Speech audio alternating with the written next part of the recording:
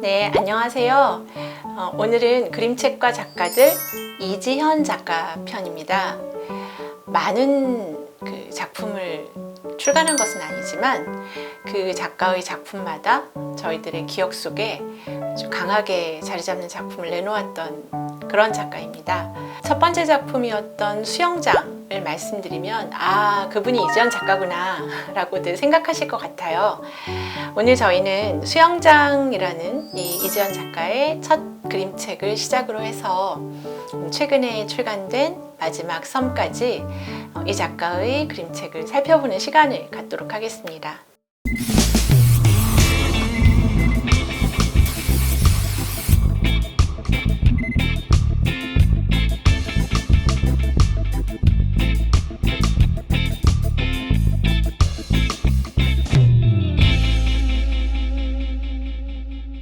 이 작가는 이제 자신의 삶을 얘기하면서 가끔 집에 찾아오는 노란 고양이, 또 봄날에 하얗게 빛나는 골목길, 또 부지런한 날갯짓으로 힘껏 날아가는 오리들을 좋아한다, 이런 얘기를 하고 있는데요. 실제로 작가가 고양이, 골목길, 오리 이렇게 세 가지 어쩌면 사소하게 지나칠 수 있는 우리 주변의 작은 어떤 순간, 장면 이런 것을 이야기했는데, 그만큼 작가의 작품 안에는 작고 소중하고 하지만 가치가 있는 개체들이 가득 모여 있습니다. 그 이야기를 좀 오늘 같이 나눠보도록 할게요. 제가 이지현 작가 작품 얘기를 하기 위해서 먼저 도입부에 무슨 얘기를 하면 좋을까 길게 고민하지 않고 딱 결정한 내용이 있었습니다. 그건 글 없는 그림책 얘기를 해야겠다라고 생각했어요. 이지현 작가 작품이 그 글 없는 그림책이 가지는 매력을 아주 잘 보여주는 그런 텍스트라고 생각되기 때문인데요. 사실 작가는 본인의 약간 환상적인 화풍, 그러니까 현실을 그리지만 현실에다가 이렇게 햇빛이 반사되는 것 같은 뽀얀 필터를 얹은 것 같은 그림, 이 그림을 그리게 되는 그 맥락은 그림책 이전부터 있었습니다. 네버랜드 미아도 이제 그런 작가의 어떤 화풍이 좀 드러나는 작업이고요. 여기 보면 그 네버랜드라는 곳이 어디냐면 이 동화 안에서 실컷 놀지 못했던 아이들이 떠난 영혼들이 모이는 장소거든요. 그리고 거기에서 그 아이들의 영혼을 위로하는 그런 얘기입니다. 그런데 이 이야기 안에서의 그 슬픈 사연을 가지고 있는 네버랜드라는 장소를 이지현 작가는 굉장히 환상적이면서도 아련하게 그려냈어요. 그리고 이제 박채란 작가가 글을 썼던 벽이라는 작품은 실은 그림책으로 약간 인문학을 하겠다라는 그런 기획 의도를 가지고 만들어졌던 그림책 시리즈의 첫 권이었는데요. 이제 그런 거죠. 그러니까 벽이라는 게 우리 실제 물리적 벽도 있고 사람 사이에서 관계의 벽도 있고 이제 이런 어떻게 보면 굉장히 그림책으로 나타내기 힘든 어려운 그런 스토리 라인을 가지고 있는 얘기거든요. 그런데 여기에서도 또 이지현 작가는 특유의 그 섬세한 또 따뜻한 화풍으로 이 이야기를 잘 담아내고 있습니다. 이지현 작가 작품뿐만 아니라 글 없는 그림책에 대해서 오늘 한번 알게 되는 시간이 됐으면 좋겠어요. 글 없는 그림책은 어떤 책일까요? 글이 없는 거죠. 네. 오직 부가트를 통해서만 이야기가 전해지는 책입니다. 제가 그림이라고 하지 않고 부가트라고 한 이유는 책이 가지고 있는 물리적 성질이나 또 책의 여러 가지 외모라고 해야겠죠. 책의 겉모습, 그리고 책의 재질, 이런 것도 다 이야기를 전하는 요소이기 때문에요. 작가는 이제 그림을 통해서 글을 쓰게 되는데, 독자는 이 모든 시각적 표현을 종합해서 이 작품이 어떤 얘기를 전하는지를 알아내야 하는 임무를 부여받게 됩니다. 그런 점에서 독자 입장에서는 굉장히 참여적인 텍스트죠. 본인이 얼마든지 해석할 수 있다는 점에서 자유롭고, 해석해야 되는 부담이 있기 때문에 어렵다고 느끼는 분들도 많습니다. 창작하는 작가 입장에서는 텍스트 블록이 없이 디자인을 할 수 있기 때문에 본인이 이제 화면이 아니죠. 장면을 마음껏 쓸 수 있다는 장점이 있습니다. 그 대신 또 텍스트에 의지하지 않아야 되니까 서사 진행에서는 난이도가 있는 책입니다. 한 장으로 하는 경우도 있고 펼침면을 활용하기도 하고 또 컷 분할을 하기도 하는데, 이제 그 분할된 면들 이런 것이 다 독자에게 전달되는 의미 또 속도가 다르기 때문에 시각에 굉장히 예민한 사람이 이 책을 만들 수도 있고 또 시각에 예민하게끔 독자를 훈련시키는 책이기도 합니다. 작가의 어떤 여러 결정 사항 중에 가장 급진적인 결정이 뭘까라고 데이비드 위스너가 얘기하면서 그건 글을 쓰지 않겠다는 결정이다 라고 말하거든요. 작가가 글 텍스트를 제거하는 건 그만큼 많은 위험이 따르고 본인도 용기가 필요한 일인데 그렇게 하고 나서 독자를 초대한다고 데이비드 위스너는 얘기합니다. 독자에게 그 의미의 여백을 메꿔달라고 한다는 거죠. 그리고 모든 독자는 자기의 개인의 삶 그리고 자기 경험을 바탕으로 읽기 때문에 그 책을 읽으면서 작가와 협력하게 되고 그래서 한 권의 책이 독자 손에 갔을 때 계속 다른 이야기로 이제 변형되는 것이 글 없는 그림책의 큰 매력이라고 하죠. 근데 저희가 글 없는 그림책을 사실 옛날부터 많이 봤잖아요. 어디에 있을까요? 벽화도 글 없는 그림책이라고 할 수 있고요. 좀 더 거슬러 오면 병풍도 저는 글 없는 그림책이라고 생각하거든요. 이렇게 펼쳐서 한 장면 한 장면 보면 이야기가 연결이 되잖아요. 뭐 도자기 같은 경우도 이렇게 돌리면서 보면 하나의 서사가 연결되기도 하고 스테인드 글라스도 그렇고 또 뭐 베개 옛날엔 저희 베개 머리에다 또 이렇게 술을 놓았죠. 그래서 그런 것도 부부의 베개를 나란히 보거나 가족의 베개를 보면 하나의 이야기가 되는 경우도 있었습니다. 그런가 하면 이제 무성 영화 같은 경우도 사실 소리가 없이 이미지로 의미를 전달한다는 점에서는 글 없는 그림책하고 관련성이 있는 매체입니다.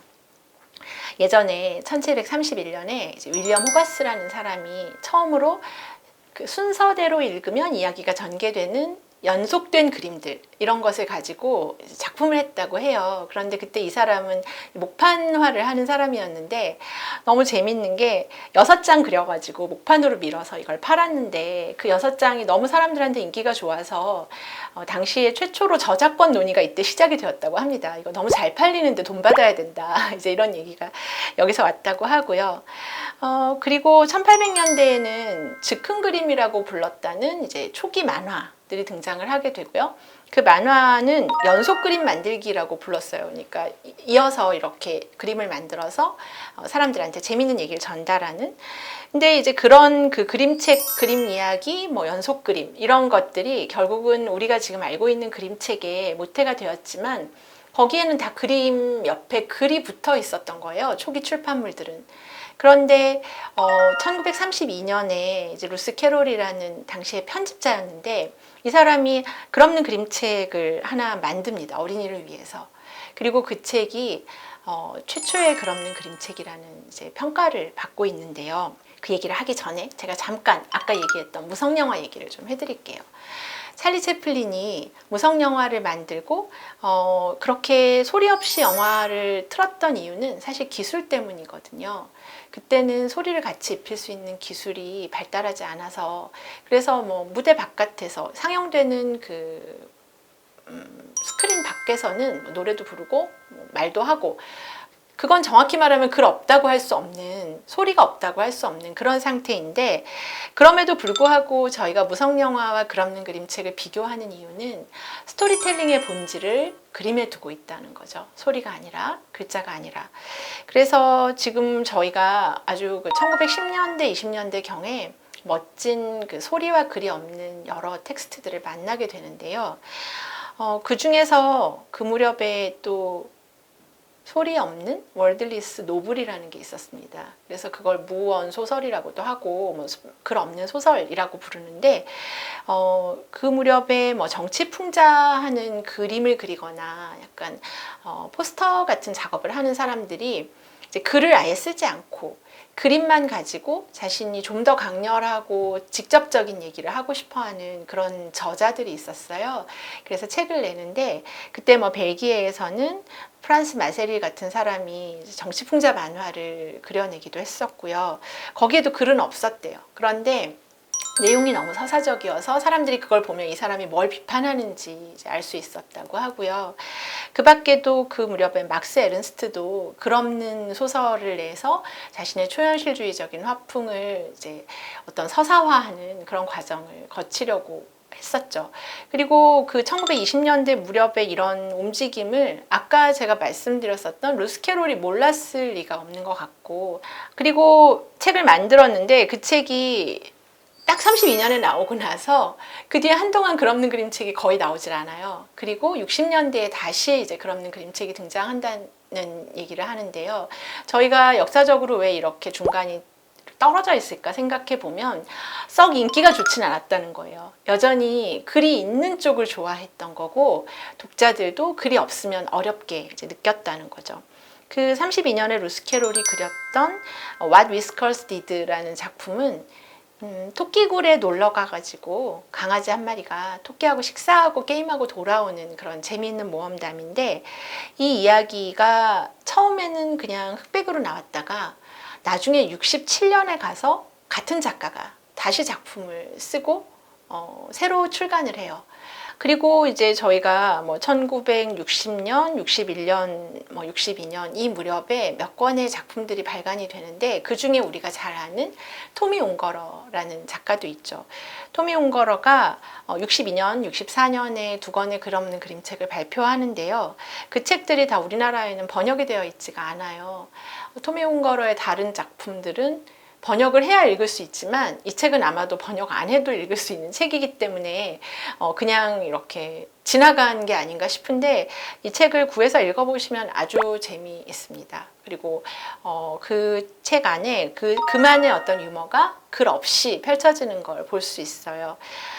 두 권의 제목은, 하나는 이제 One to Where's My Shoes? shoe죠. shoes가 아니라 뒤에 복수 아닙니다. shoe란 작품이고, 한 권은 Snail, Where are you? 달팽이 어딨니? 이런 이제 제목인데, 이 두 권 다 어린이들이 쉽게 따라가면서도 이야기를 만들어 볼 수 있는 장면의 연결로 되어 있어요. 그리고 우리가 잘 아는 모리스 샌닥 같은 경우는 이제 63년에 괴물들이 사는 나라라는 작품을 만들면서 그 안에 글 없는 페이지를 두죠. 그리고 그 페이지에 대한 경험을 한 사람이 많이 늘어나게 됩니다. 왜냐하면 이 책이 너무 인기가 좋았기 때문에.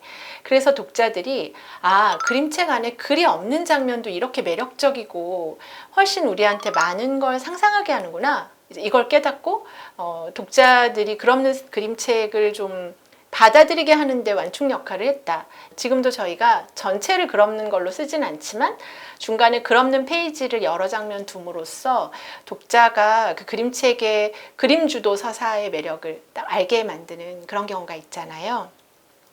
그래서 뭐 저희가 뭐 여러 작가들의 좋은 작품들이 있었지만 1978년에 드디어 피터 스파이어의 노아의 방주가 글 없는 그림책 최초로 칼데콧을 수상하고, 이제 그 뒤로 뭐 도널드 크루스의 비라든지 뭐 또 우리가 잘 아는 레이먼 브릭스, 숀텐, 뭐 이수지, 피터 시스 이런 작가들이 계속 작업을 하죠. 그리고 데이빗 윌스너 같은 경우는 6번 칼데콧을 수상하는데 그 중에 5번을 글 없는 그림책으로만 수상하는, 글 없는 그림책 전문 작가가 되는 그런 일도 있었습니다.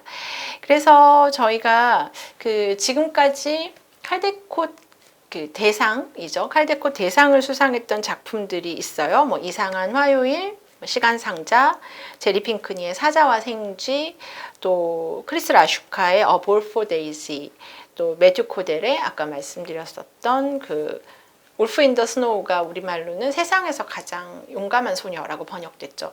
이런 작품들이 있었고요. 언어상, 그러니까 칼데콧 명예상 수상한 작품도 11권이나 됩니다. 그래서 글 없는 그림책은 30년대에 출발해서 60년대에 약간 더 재조명을 받았다가 어떻게 보면은 지금 좀 다시 새롭게 주목되고 있는 그런 양식인 것 같아요. 그래서 그 양식에서 빠짐없이 언급되고 있는 이재현 작가 이야기를 이제 다음에 이어서 해보도록 하겠습니다.